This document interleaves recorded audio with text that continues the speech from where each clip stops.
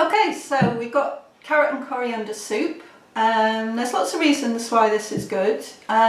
It's basic and cheap, apart from the coriander, but the aim would be to grow your own coriander. That's a bit hypocritical of me to say that, because I've killed a lot of coriander recently and I don't have any that is growing successfully in my herb garden, so I actually bought it from the Not a Lot shop.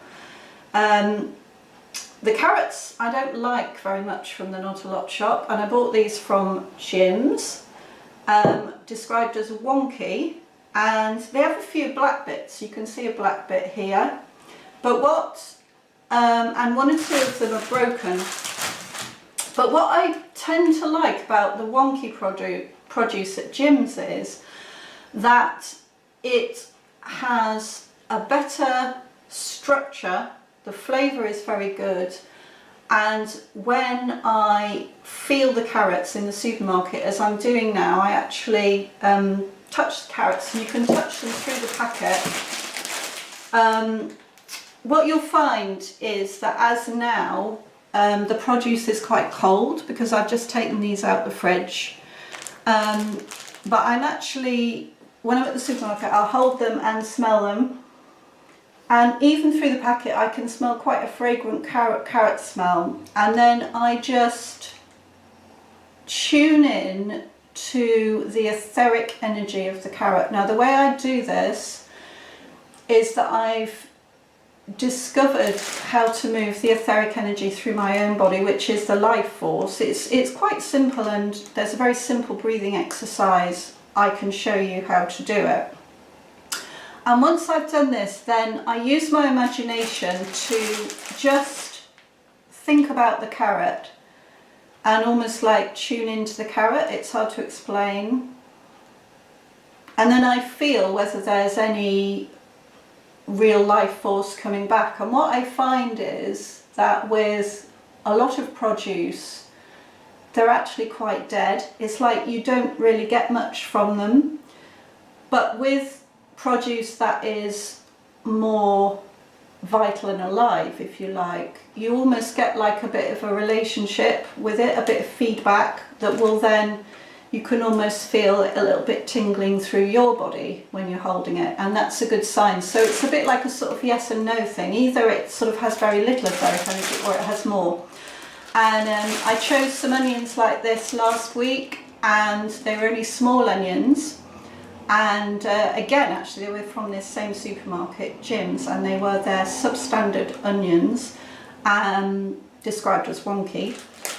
And again, they were very good, and everything about the texture of the onion, the smell of the onion, the flavour of the onion was spot on. So hopefully these carrots will be the same. So it's a pretty boring job, and the first bit of advice, I like to give advice that I'm not following myself. The first bit of advice is to get your family to do this with you, and I did try and get my son to do this with me, but needless to say he's declined, because it is rather dull, and it's nice if you can have a chat while you're doing it. So there's just a black bit there which I'm gonna, you see that I cut that out, and actually there's no sort of rotting or anything there. It's just very, I would say, superficial. And so what I'll do is I'll just cut a thin bit off the top, and these are called magic peelers, and they're really good for a job like this. To be honest, if there's a tiny little bit of that black left in the soup, by the time you put the coriander in, no one will know the difference, so you don't have to worry about it too much. There's a little bit there, just give it an extra scrape. So carrot and coriander soup seems to be popular with most people, really. It's good for kids. It's just getting another vegetable and herb into them. The key with soup, I think, is to cook it fairly gently. So you don't want a sort of rolling boil, because you're almost cooking gently, and you're condensing the liquid and condensing the flavours together. in a way that sometimes can reinforce the etheric energy of the vegetables. People do talk about raw vegetables being better, and I think we do need a certain amount of raw, definitely, but I live in quite a cold climate. I mean, at the moment it's warm, but often it's cold, and having something warming and comforting is very good. Also, there's a sort of naturopathic doctor called Dr. L. Is it Wilson? And if I've got the wrong word, that will come back to me later if I've got the wrong name. And he talks a lot about the sort of etheric energy in vegetables, and you know, he reckons quite often it can be increased by cooking, and also that the mineral assimilation can be increased very often by cooking the vegetables. In fact, he recommends not to eat salads. I mean, that's his personal recommendation. I personally think, you know, it's good to do a bit of both. But anyway, so here we are. I've got this magic peeler. This is good because you can go up and down like this with them, which is great.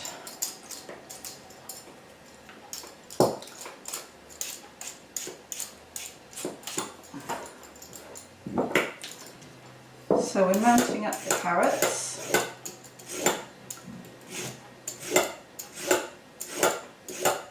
So carrots are going to give you vitamin A apparently, and quite a few vitamins and minerals, I think. But vitamin A is a funny one because it is touted very much as being available through the red and orange coloured vegetables. But I'm quite into the work of Dr. Weston Price, and he reckoned that actually the vitamin A in carrots, interestingly, is not as well assimilated as the vitamin A within animal products. And he did quite a lot of research on this. People are warned against vitamin A from animal sources quite often, or particularly in taking supplements, although taking vitamin A supplements has been used quite extensively in parts of the third world where they found it's prevented children from falling to certain epidemics of things. So there is quite a lot of research for that. The vitamin A in animal products is found in butter in particular, and I think it's also in cod liver oil and certain animal fats. Vitamin A apparently does need to be activated by vitamin K. Again, vitamin K, it's talked a lot about being in green vegetables, and there is types of vitamin K in green vegetables, but there's also a type of vitamin K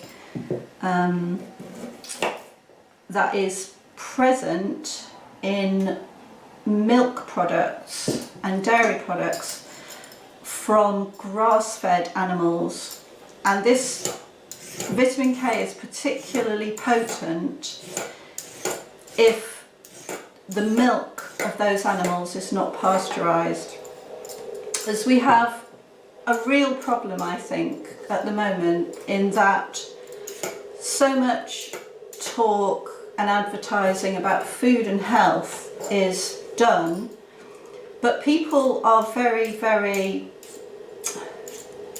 unspecific and shoddy, really, in terms of how precise they are. For instance, take something like a carrot. You know, what understanding have most people got that some carrots are better than others? I mean, in my opinion, the best type of carrot is nearly always a homegrown, carefully nurtured carrot. That's probably going to be organic. It's probably not going to be enhanced with growth hormones in order to make the carrot look big and be the right colour, but perhaps be lower in nutrition. The problem is when you look on the internet and you look at the nutritional profile of foods, which I do quite often, you've got to bear in mind that you've just got the snapshot of the nutritional profile of one particular thing that was tested at that time, and it's very, very variable.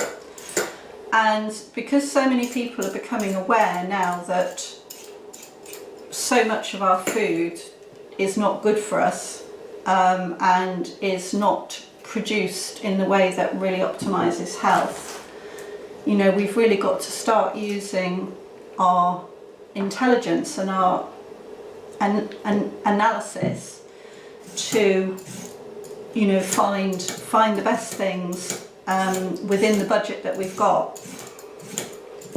I mean, you get certain people that say, oh, buy organic this, buy organic that, buy organic everything.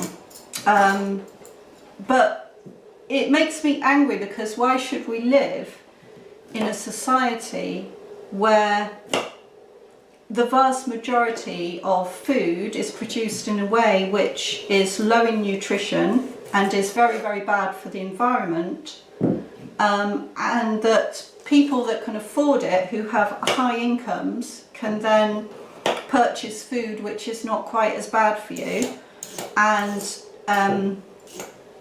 you know, will also benefit the environment a bit more. I mean, what a crazy, crazy, crazy world we live in. And the other thing that really, really disgusted me was when I started looking into the companies, because obviously you've got multinational companies now, big conglomerates that are basically agriculturally producing vegetables and grains across the world, and some of these are multinational companies, and they have, you know, their aim, which is profit, and obviously, you know, they're controlled by a certain amount of regulations, but they by no means have a holistic view of how to produce food, you know, within the ecosystem. And then, of course, we've got this whole GMO thing, and you know, the big companies getting together will scratch each other's backs. But what really horrified me was that in America there is a very, very big and famous company which is involved in Whole Foods, and you know, they're very, very high profile and very big company, and you know, it turns out that these people were sort of wining and dining the GMO farmers, and the GMO farmers were wining and dining them, and you know, people are basically doing deals behind each other's back. Because if you have a world where a lot of the food, if you're intelligent and analytical, you realise it's not helping your health at all and it's doing you bad, then you want to buy something better, and for that something better you can charge more, then, you know, maybe some of these people who are not very ethical do deals behind the backs of the public, and the organic food market in America has really, really increased since they've started putting so many GMOs into the food supply. Because the other thing is, the GMOs are not labelled, so any you know, any food that's produced in America and labelled in America, it doesn't have to say if that product has got GMOs in it. But if the food is organic, they can't use GMOs. So then more people think, well, I can't afford to buy, you know, I don't want to buy something unbranded, or I don't want to buy something, you know, standard, because it might have GMOs in. So then they will go into their pockets and pay more for something that's organic. And it's just criminal, really. It's absolutely criminal that, you know, people are being...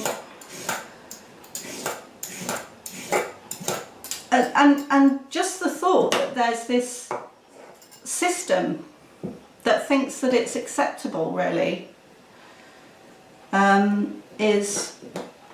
makes me very annoyed. Anyway, so occasionally I do buy organic things, but like a lot of people, I'm, you know, trying to stretch my budget as far as I can, particularly when you have quite a lot of mouths to feed, then that's what you do. So I use my method of feeding for energy, and sometimes that works very well for me. And as I say, these carrots were the lowest priced ones at this particular supermarket that were rejected. So I haven't got many more to do now. I'm getting there. I am peeling them.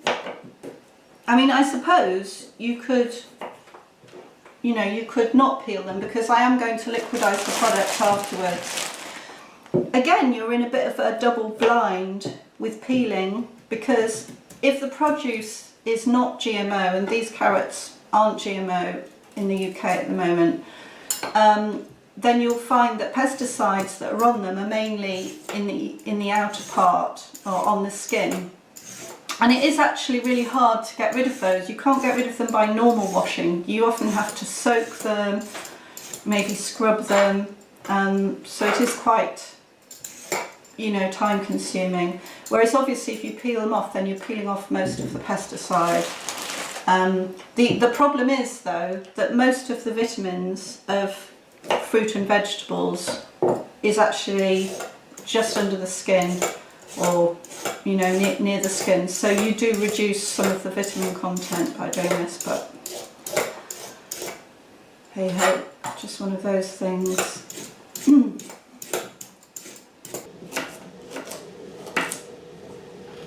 Oh, I've left the top on that one, look.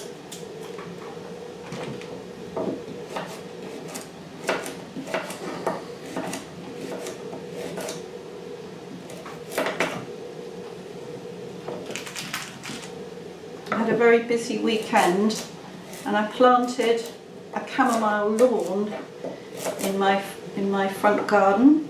So I think I first conceived the idea of how lovely it would be to have a chamomile lawn a very long time ago, so I'm now the proud owner of one.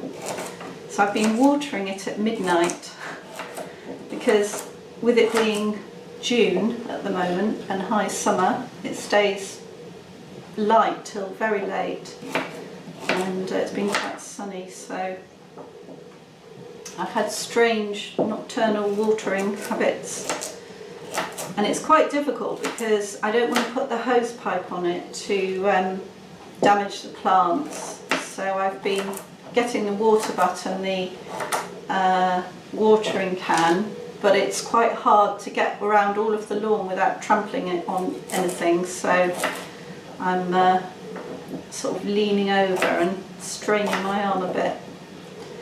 Anyway, if I keep doing it for a couple of weeks, hopefully they'll be fully ready and able to look after themselves a bit better by that point. I'm going to put these ones in the pan.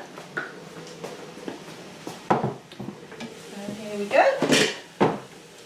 So those onions are smelling beautiful. There's a lovely sharp smell of the cumin.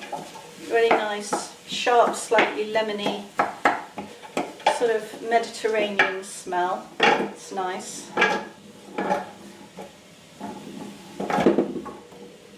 So those just get bunged in. And the potato goes in at the same time, so I'll just go and get the rest of the carrots and potato. And at this stage I can put in the water. I'm actually using spring water. I use a lot of spring water, and we tend to drink it as well, so I'm very unhappy with the current water that we receive for various reasons. I do sometimes use water from the tap for cooking, and of course I could try and filter it, but apparently the filters are not very efficient at getting the chloramine out of the water, which is the chlorine ammonia compound. This has been added to the water for some years where I live, but recently they've started adding more of this compound because the way that the water is being distributed has changed. It's changed from metal piping to plastic piping, and plastic piping produces different challenges because whereas the metal will it has a reaction with the water whereby it has a slightly purifying effect on the water, just to do with the way it makes it acid or alkaline, I think. The chloramine, sorry, not the chloramine, the plastic piping does not have that effect on the water, and so biosludge can possibly occur in the pipes because they're not being sort of clarified by the presence of those metals, and the plastics within the pipe can be subtly degraded, and then within this biosludge you can get more bacterium and things occurring. So the way the water companies get round that is that rather than just having chlorine in the water, or mainly as the added thing, they add chlorine, and they also add this chlorine ammonia compound. Now, people who want to get rid of chlorine from their water will realise that if you pour something out the tap and leave it for, I don't know how long it is, but it's probably only a day or even less, maybe even a few hours, that a lot of the chlorine will evaporate out of the water. Whereas when the chlorine molecule and the ammonia molecule are put together to make chloramine, it's a very, very stable molecule that will stay entrenched in the water and will not evaporate out of it. And so it prevents, right, so sorry, I was going to say it prevents this biosludge. That's incorrect. What I mean to say is that that chloramine stays in the pipes, it's going along there, and it is constantly doing its action of applying those chemicals to help prevent the biosludge from getting going. The problem with using chlorine in this situation is that when there are little holes and leaks in the pipes, which occurs quite often, the chlorine can leak out of those pipes because it comes out of the water quite easily. Then the chlorine concentration inside the pipe goes down and the bacterial content can come up. And so that's why, for safety reasons, the companies are saying that they're adding chlorine and chloramine. The problem is that that is adding two chemical substances instead of one, so there are more chemicals going in there. And the other problem is that, chlorine is very damaging, but chloramine is actually more damaging. And in fact, it's quite ironic because for years and years and years, there have been public health warnings about the presence of chloramine in swimming pools because ammonia compound is produced via sweat on the human body, and when human bodies get into swimming pools that are full of chlorine, then the ammonia on the human body mixes with the chlorine and produces chloramine. Now, chloramine in its gaseous form in a sort of humid environment like a swimming pool has a slightly chloroforming effect in that it actually does make you really drowsy, and for various reasons that may be to do with that, and also other reasons. I'm not sure exactly what they were, but anyway, the swimming pools had talked about this for years, of the danger of the chloramine in the air, and they would actually have to monitor the swimming pools for the levels of the chloramine because it was so dangerous. So actually, what this makes you think about is that, I mean, there's been all sorts of documentation as well about drinking the chloramine, and I can go into some of those effects later. But in actual fact, when you're in the shower, the chloramine in the air produces incredibly powerful effects. Obviously it does, because this is exactly what happened in the swimming pool. And the same thing is happening when you're exposed to it in showers as well. So it's really not good at all. Obviously some people who are very wealthy can put a full house system in to have some sort of very high powered filter, but apparently even the very high power filters are not very good at filtering out chloramine, because it's such a stable compound, it's very hard to get out. What does this remind you of? It's a bit like GMOs. It's inside the vegetable and it's inside the fruit, and you can't get it out. Not good.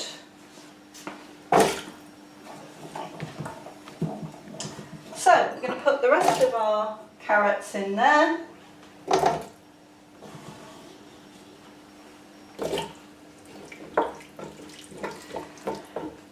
And I've got a few things to add.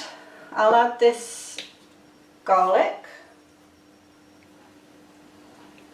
Now this is actually from the Not A Lot shop, and it's good. It's just garlic granules, and there's no salt added, and I like that, because quite often you want to add either some stock which might have salt in, or some flavouring products which have salt in. I'm putting quite a lot in. It's just because it is a big amount of soup that I'm making.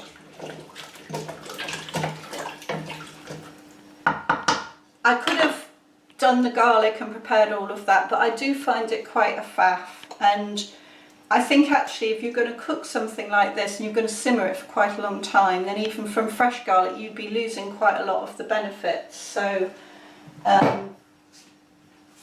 you're probably not losing that many of the benefits by using the garlic granules in this case. I'm going to put in like 1.5 teaspoons of lemon juice. That's just really a flavour enhancer. Fine lemon juice and sugar I do put in most things I make, because between them they seem to just sort of boost the flavour a little bit. So I'm going to put in like maybe 1.5 teaspoons of sugar as well. And I've got a tiny bit of chicken stock here. If I get chicken legs or chicken thighs, I often boil them for a bit now, and so actually I won't put that in, I think it's gone off. I have had it a few days. It'll be fine without it. I've got some... Okay.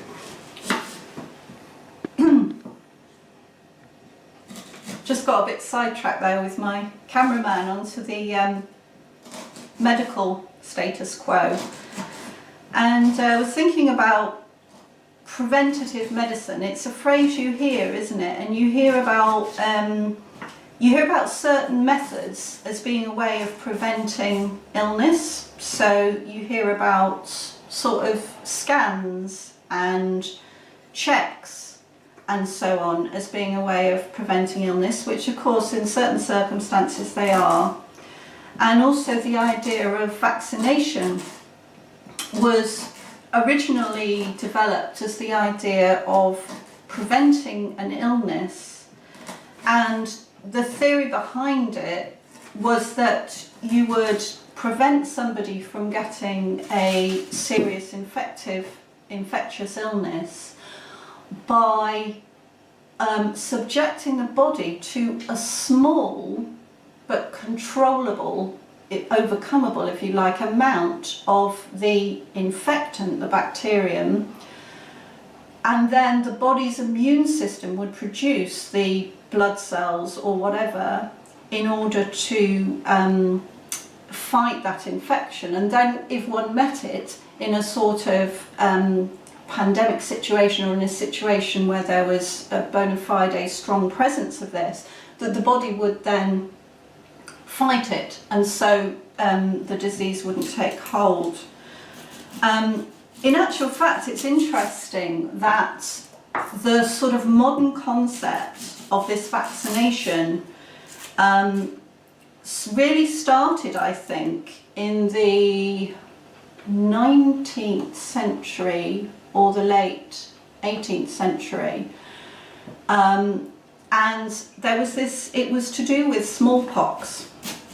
And when the concept was introduced that I just described, the leading physicians and medical establishment of the time fell about laughing. They thought this was hysterical initially, that anyone could propose this. And when it was first started off, it was done through this thing called a pox party, where because they didn't have the concept of a needle and injecting the serum into somebody at that time, so they would have somebody with smallpox and they would have a pox party, and this actually happened in one of the books I read, and then everyone would come along to this party and they would be exposed to this virus or bacterium, and then hopefully the theory was that many of them would then be able to fight it off and they wouldn't get it. But of course what happened was that loads of people actually got the bacterium and these pox parties. And in fact, this book I read, they had one of these pox parties and there was some very terrible deaths that resulted from it. And I think this book was actually based on historical fact. And then despite this fact, this idea as a concept of protecting people in this manner was promulgated by the medical establishment, and then obviously through time was transferred to this idea of vaccination. But it's interesting if you think about the concept of the immune system and how that operates, because just leaving aside the whole idea of vaccination for a minute, if we think about the way that the naturopathic health looks at the immune system, what they believe is that the immune system, if you like, is a bit like if you look at the garden metaphor, then you've got a plant, and the immune system is a bit like the soil and to a certain extent the rain and the sunshine that the plant receives.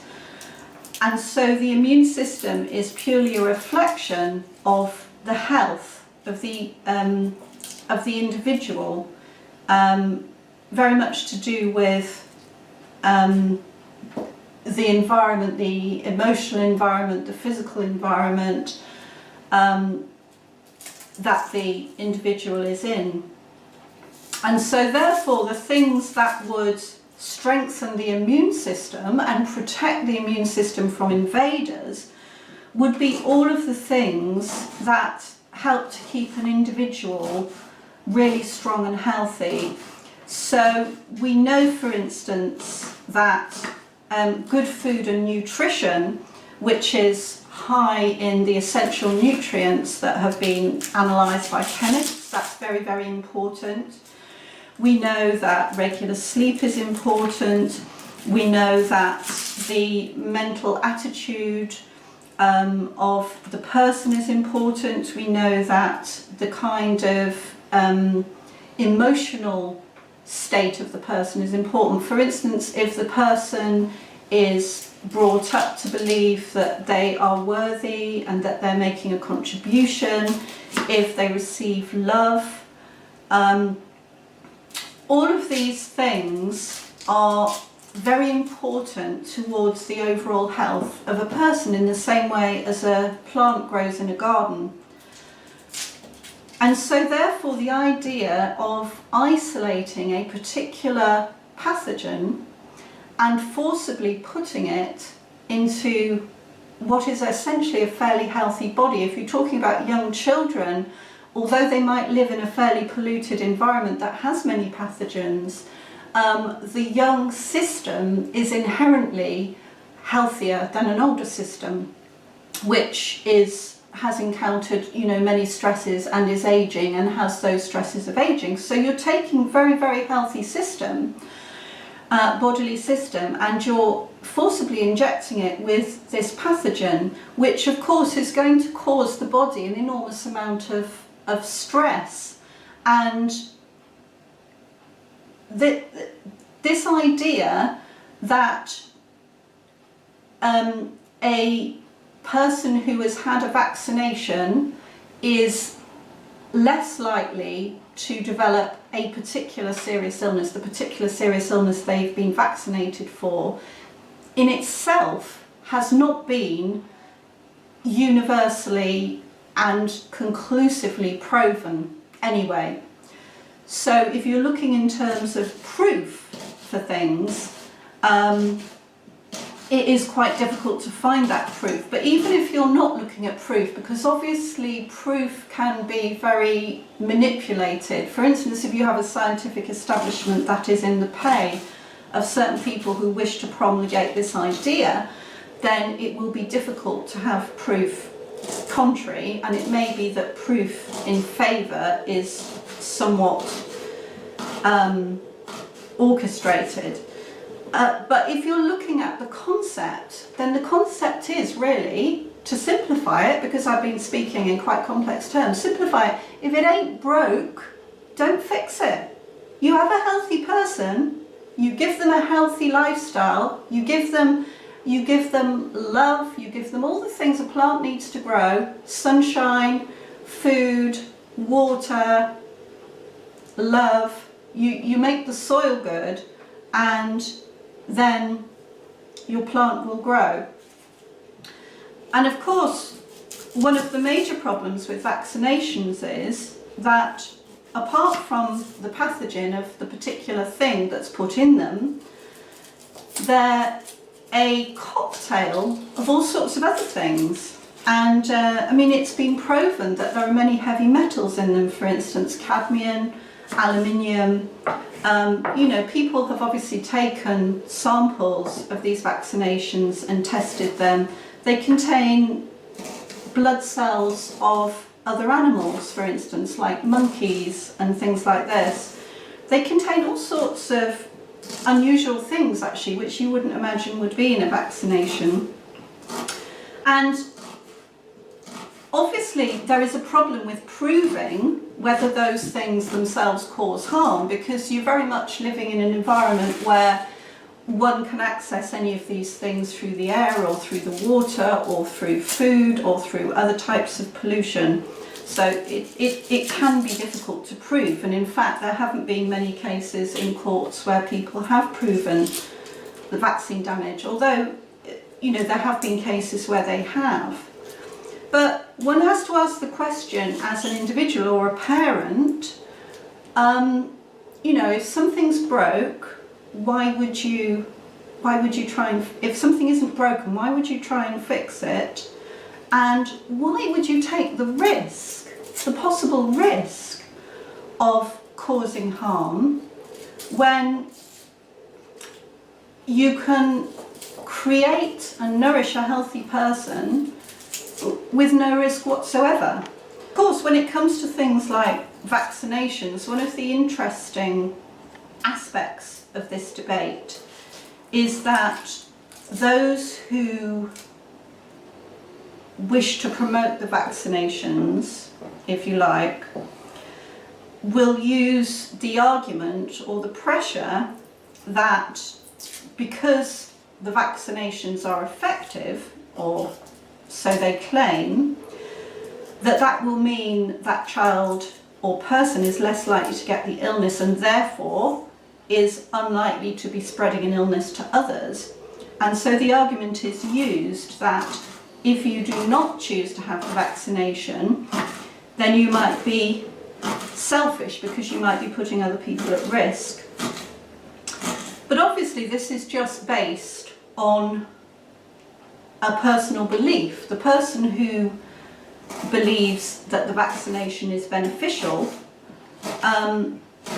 may have that belief, and the person who believes that it's most beneficial to keep your child healthy and free from unnecessary bodily and stresses which the vaccination could cause, will believe that they are doing the best thing.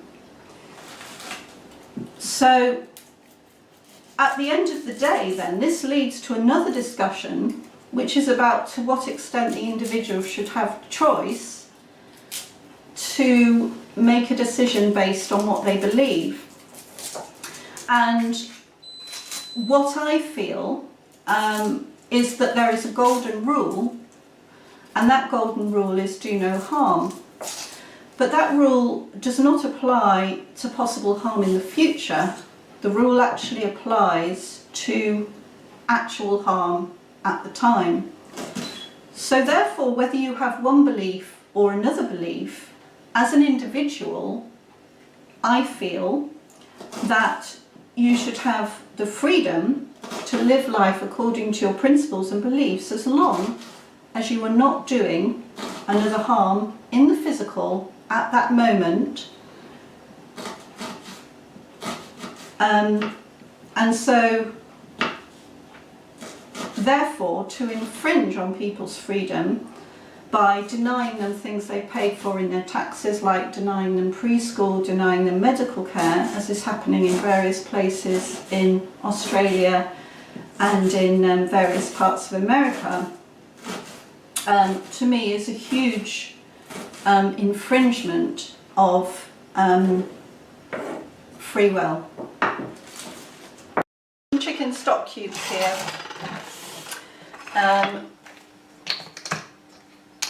So I should put those in. I think you could put them in now or you could put them in later, it doesn't really matter.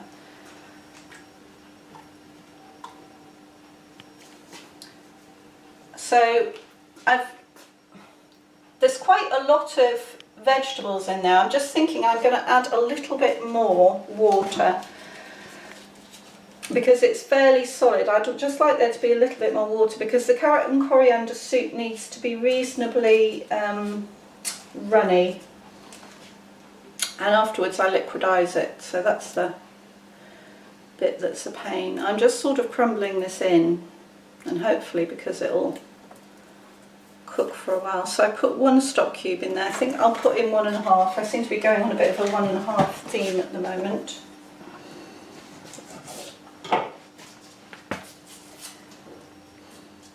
And then at the end you can add salt and pepper. I've just remembered the other ingredient, which is quite important actually, and that's a little bit of nutmeg, if I can find it.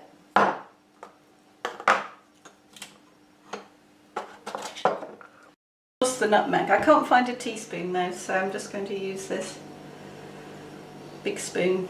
Now, the thing about nutmeg is, it has a really strong flavour, so I'm probably, that's maybe about 1/3 of a teaspoon or 1/4 of a teaspoon, that's all I'm going to put in. Just literally as a flavour enhancer. Okay, and then I'm just going to add a little bit more water. That feels about right. You just get used to sort of how much solid stuff and how much liquid there needs to be, and then the lid's going to go on, and I'm just going to put that on. What I'm going to do is I'm going to turn it up actually to try and bring it to the boil. I'll put the timer on, so I'll look at that in about 4 minutes, and then I'll turn it down then for probably 22 minutes.